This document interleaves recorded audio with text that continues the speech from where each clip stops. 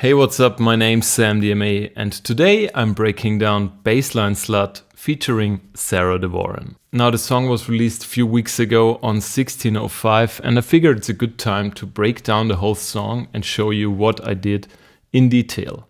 Now, stay tuned and let's jump into Ableton. Okay, so this is the whole project. As you can see, I have around 80 tracks, something-ish, and I have the extended mix in the same project as well as the radio mix, because I usually do the extended mix first.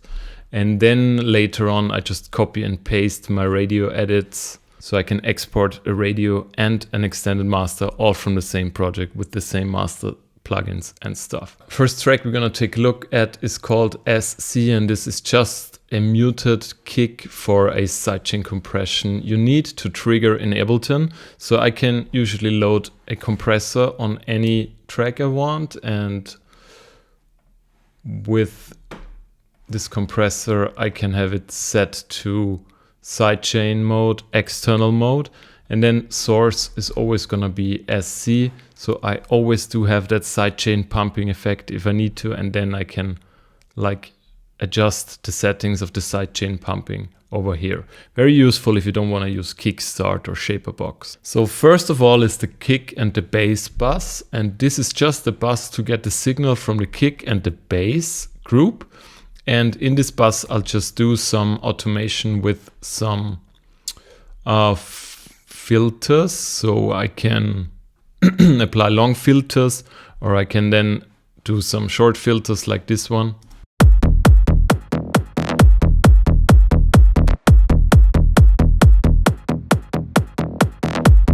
So just to set some accents, so to speak. The kick drum is made in kick 3. It sounds like this on its own. And the bass group consists of a low bass, so a sub bass, then there is a high bass, there is a sharp transient bass, and then there is one more accent and some white noise hits to emphasize the transients even more. So let's take a listen to every one of those separately. I didn't do much of processing here, it's just an equalizer where I just cut out one resonating frequency in the low area and then just sidechain compression. I do use Kickstart over here. Then the high bass. Of course, I did cut the low frequencies here because the low frequencies are in the sub anyways, so I don't need them in the high bass. So just an equalizer to cut the sub frequencies, then I trimmed down the higher frequencies a little bit because, as I said, I have 2 more basses. And then I have wider on here to make it a little bit more wide in the stereo mix. Also then later on, same sidechain compression as on the sub bass.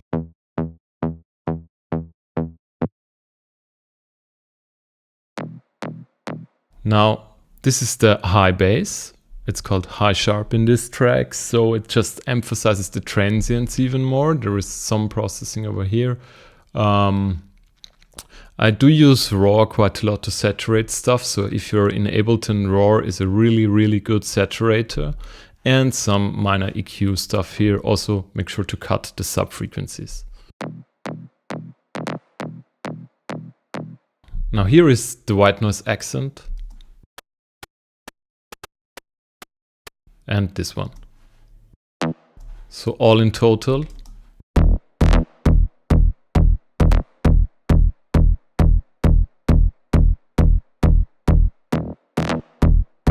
Okay, I'm moving on towards the drum group. So I do have, first of all, the claps. Those are 2 separate layers, like 808 claps with some multiband EQ, multiband compression, OTTs over here. Some reverb is on there. Let's take a listen to those.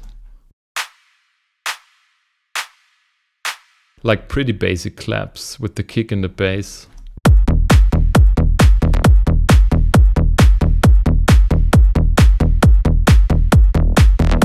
Alright, so moving towards the cymbals next, I got some small heads. Those are from my sample pack, from Samdma sample pack. Sounds like this. The next one is a 909 head. It's just labeled Leighton head because I think Leighton used it a lot in his tunes and I heard it and just took over the labeling.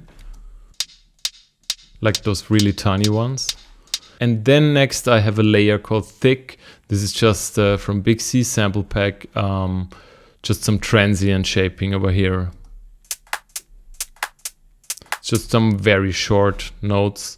In the build-up, I then also do have my 16th heads. Those are labeled numerator. Those are from my track numerator. Sounds like this. And then later in the track, there is some rides playing. And a ghost snare paired with some higher percussions, which I EQ'd a little bit in the high area to give it some sparkle.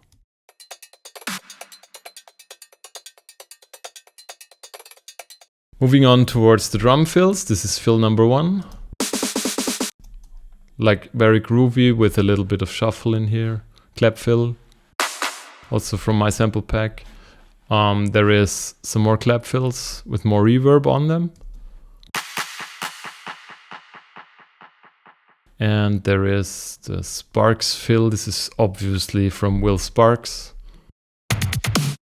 It's from a Vengeance pack, I can't remember which one. I think it was Electro House 3, but I'm not sure anymore. And then I do have some percussions playing. You can find those percussions in almost all of my tracks. Not those exact one, but like to get the vibe going, I'm using an offbeat tom. Like, let's take a listen with the kick drum and all the percussions.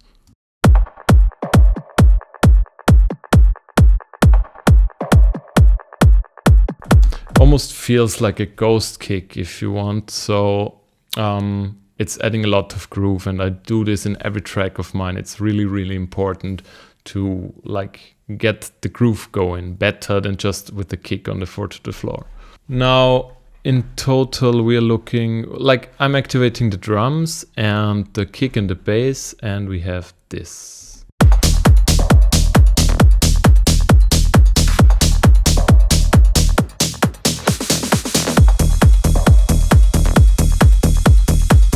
And then to add even more groove towards the whole thing, I have some like melodic elements which also do add some groove, like this tempo arpeggio. It adds like to the 16th note, and it's playing the root note here, so that should be E because the track is in E minor. Then I have some noise fills also. And I also have some melodic lead stabs. Let me show you those as well. Like these ones.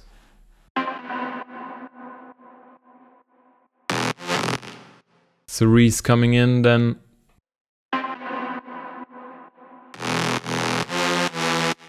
And then I do have a lot more of those, but those are the first ones I started with. Then the next one is like the evolving one. It's called In My Tune. And this lead is automated heavily. It's made in Diva, and I automated frequency. I automated the cutoff. I automated the echo. So it plays the whole tune, as you can see, from the start to the finish. But it like varies a lot. So let's take a listen to just this evolving one. It sounds like this in the beginning. And then later on.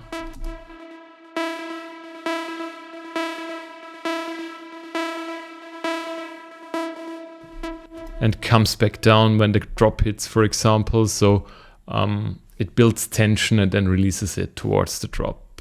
It's very groovy in context with kick and bass. Let's listen to that.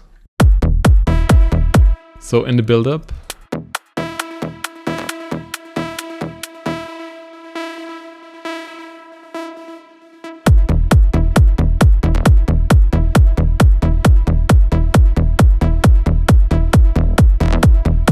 And then I'm also adding in another melodic step. This has 2 layers. So the first layer is this one.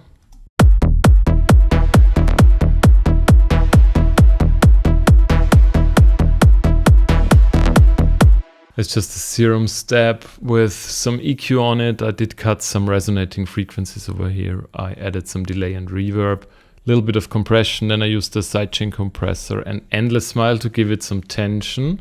And then later in drop 2, there is another synth step coming in as well. It's like another layer. So it's playing a higher octave, more of a metallic sound. So you can hear it with kick and bass then again.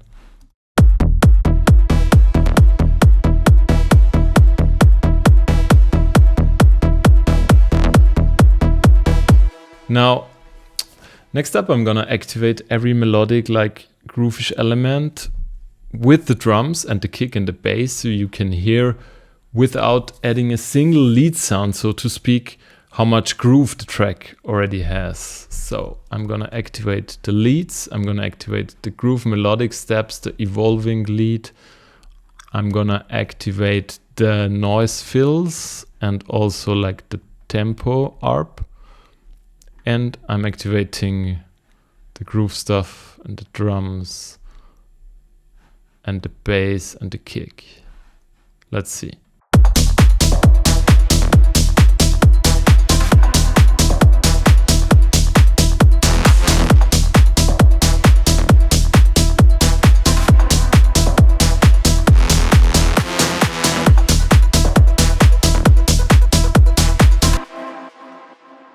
So once you get to a certain point where the foundation really feels strong, like in this case, when I started to make the tune, I just built a little foundation with kick, bass, groove elements, and then some melodic leads. And then I ended up by having this. And now it was time to get the idea going. So it always could take a little time. That means a good recommendation from me to you is to build the foundation, and then if you don't have the idea for the track, like the really good one, then just save it and move on and do something else, maybe start another project or so, or work on other projects. And then after a few days with fresh ears, you come back and maybe there is a spark where you say, okay, this is the idea, this is what gets the track going, because I can build a foundation really fast, and I'm not always like, I don't have 1 million ideas in my head every day. So I'm just building. And then whenever I find the little secret idea in my head, the one which I want the track to sound like, then I will start producing towards that.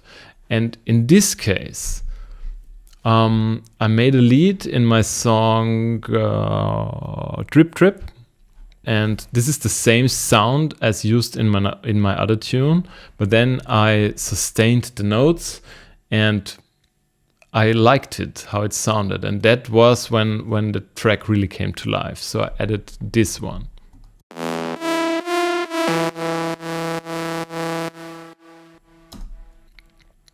There is some OTT over here, there is an EQ, there is a black box, this is a saturator with the guitar preset, guitar grid it's called, and automated the cut of the lead a little bit towards the end. And then I made a second lead to counter that lead. So the first lead plays the call and the second lead plays the response, and that happens over the period of like 4 bars.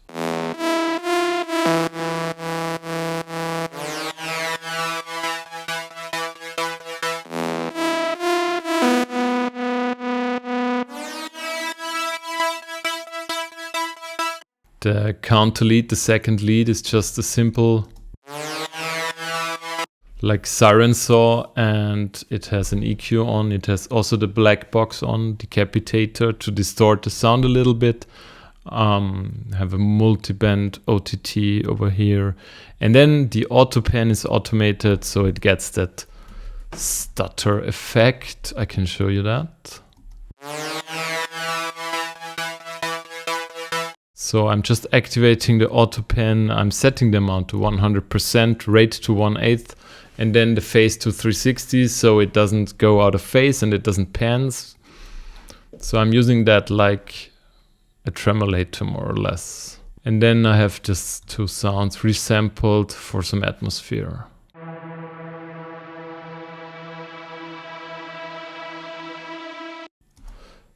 And I reversed the second sound, so everything together.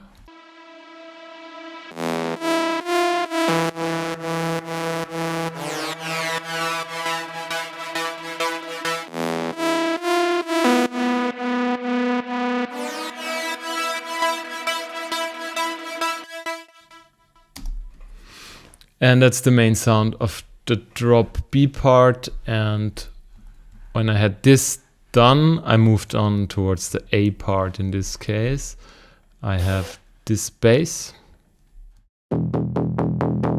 Just a simple saw bass with a cutoff, with an envelope on the cutoff. And then just an EQ to remove the sub-frequencies. There is no sidechain on this one, because this is only playing when the kick is not playing. Okay, and then in this group, it's called main groove leads. It's just every lead I use for the first part of the drop. Let's play them all together.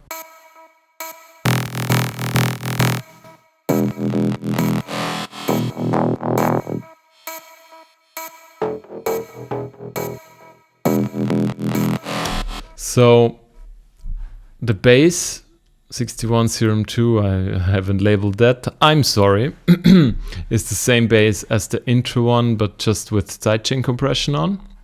And then I have Sarah's vocal here, just chopped up.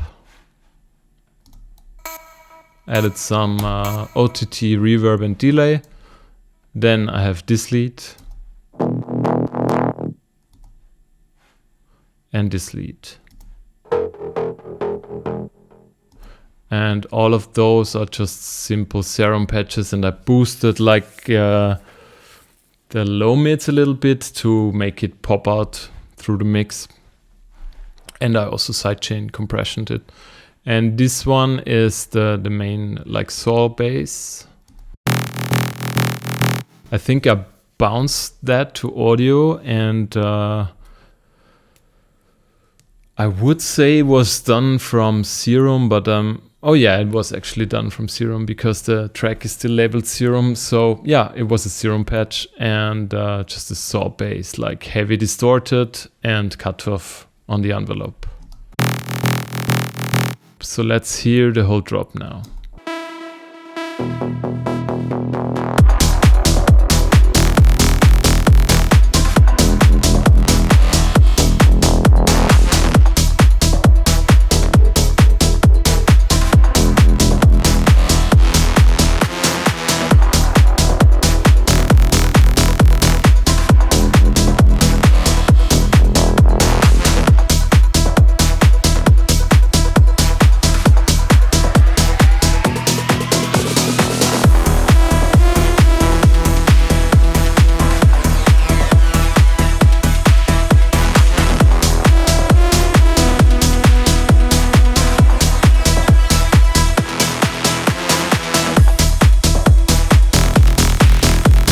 And as you can hear and see, I'm using part A with the groove leads, then I'm using part B of the drop with the melodic leads, and then I'm returning to part A with the groove leads again, but here I'm introducing the vocals again. And then in drop 2, I do have that LFO lead right before the drop. This one is heavily automated with an arpeggiator. So as you can see, it switches the rate,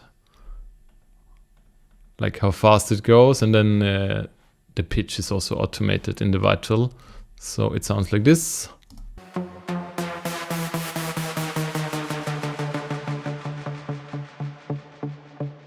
I have some reverb over here and just some saturation, and I also do increase the width of the LFO lead.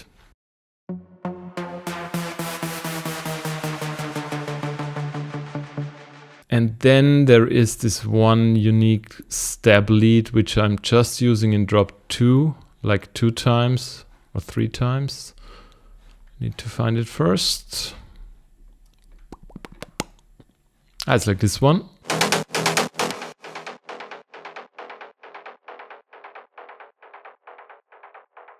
It has some sidechain compression on. I do have a clipper on to tame the peaks over here. I'm using a standard clip by Sir Audio, is in my opinion the best clipper. Some EQing, like for the mix, and I do have a vocoder here with the carrier set to noise to give it some more grit, some more like high frequencies. Without the vocoder, now with the vocoder, you can hear more white noise popping through, and that's the reason why I'm using that. So in the breakdown, I do have a riser. This is just a simple square riser. Or in this case, it's a saw riser, okay. Did automate the pitch in Vital to go from minus 12 semitones up to 12 semitones. And this one is starting when the build-up is actually starting, so it transitions over the whole build-up towards the drop. That's it.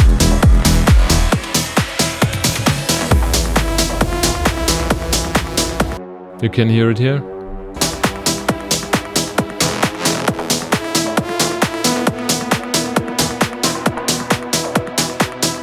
Still there. Like later on. I learned this trick from Eli Brown. He uses that a lot, like starting the riser very low, very early, and like bending it out over a whole section of the tune just to emphasize the tension even more. It's a really good trick. So what else is in the build-up, or the break if you want to say so? There is this atmospheric drone. There is this lead playing again. To build some tension. I do have some percussions. It's from Mogwai sample pack. And then I have a snare, just to build up.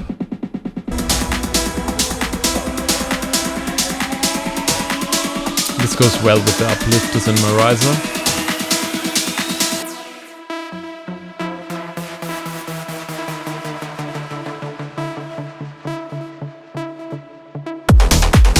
And you can hear there is again my evolving lead, which then opens up towards the drop and then cuts down when the drop hits, so it loses the tension. Let's move to the vocals. First up, I do have Sarah's voice here, and where is it? It's the pink one, vocals. So the first one is just reversed reverb, which introduces the vocal. Let's see. Now with the first vocal appearing here. I'm a bassline slut. The mega echo track is just the telephone track copied or doubled if you want, and then added echo to 100% wet. And then whenever I copy something from this over to here, I get only the reverb from it. I mean the delay from it, sorry. Like, see, this is the track with the original delay on it, but then also to emphasize the delay even more, I do have the mega echo track here, which sounds like this on its own. It's a ping pong also, and now both. Okay, let's move on. The telephone track has an equalizer. This is the most essential part over here, which gives that telephone noisy effect. I'm a bassline slut. And then there is just a variation playing between the telephone effect and the normal one. The normal one sounds like this. Naughty girls in the club, just trying to get a bit fucked up. If you came for the bass, wanna feel it in your face, get lit, get down with us. I'm using CQ, EQ with the thickener preset on it. It just adds a little bit of body because Sarah's voice is initially very like high frequency range and lacks body sometimes, so you gotta just add that in. I do have very small auto-tune, sidechain compression, OTT. I do have some reverb and delay over here and some fresh air. This is a free plugin which just emphasizes the high frequencies even more, which is pretty good. And I think that's it with the vocal processing. Like if you combine all those tunes with the echo, with the telephone, with the reversed reverb track, Nasty girls girls in the club, count down all the way to the drop. 1 to the beat, 2 I'm a freak, 3 I'm a bassline slut. All the naughty girls in the club, just trying to get a bit fucked up. And here you can really hear the mega echo track doing its magic. So I have it ping-ponging left and right, and it fills out the empty spaces pretty decent. So the combination of those telephone vocal and normal vocal really makes the track like unique in my opinion, and that's what I like to do. My tip to you, try to be creative with the vocals, try new things. There could be some cool things happening just by accident, by dragging on plugins over there. You never know. Try it, hear it. If it sounds good, nobody will judge. Okay, there is 2 more things which I wanted to touch in this project. One is the send and return. This one is called the glue room, and it's just a reverb with Pro R on it, preset lively ambience, and it's just feeding the vocals into that. So we only hear the glue room now. It's gonna get fucked up. 1 to the beat, 2 I'm a freak, 3 I'm a bassline slut. It's just gluing the vocals together nicely. And then next up is the master chain. I do have Shadow Hills to tame some of the louder parts in the mix. It's just like, I do like the sound of the Shadow Hills very much. I use it, like I said, in almost every tune, and it's barely touching the threshold here. So let's move towards the loudest part.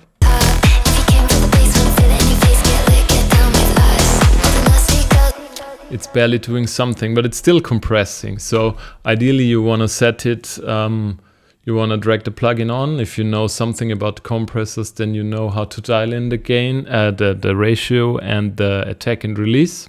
But in this case, the optical doesn't have that. So you just turn down the optical until it's barely touching. If you don't know anything about that, I would recommend using the mastering preset, of course, which helps a lot.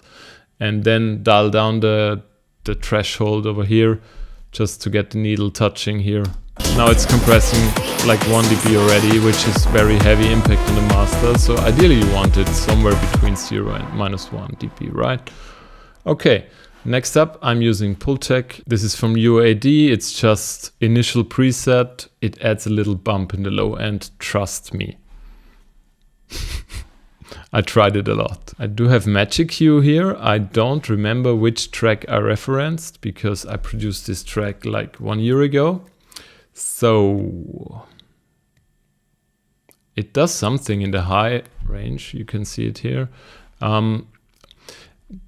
It really helps when you don't have a measured room, like I'm producing in my studio/living room. I know my room very well, but it's not like treated professionally like a studio. So from time to time I struggle with the high frequencies from 10K onwards. And I'm getting older, so I'm losing my higher frequencies on the ears. Just a matter of time. So this helps.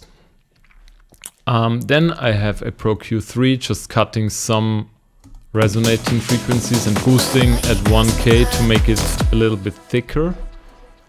Oxford Inflator for the loudness. I usually use that around 30%. And then I'm feeding into limiter. Make sure that true peak limiting is off here and that you don't overdo it with the gain. So for example, if you're pushing the limiter towards like 4 dB of gain, then you could as well use the second one before that and do first one -2 or +2 in this case, and then +2 on the other one. It's always better to use 2 limiters with lighter settings than 1 limiter with heavy settings. Trust me on that.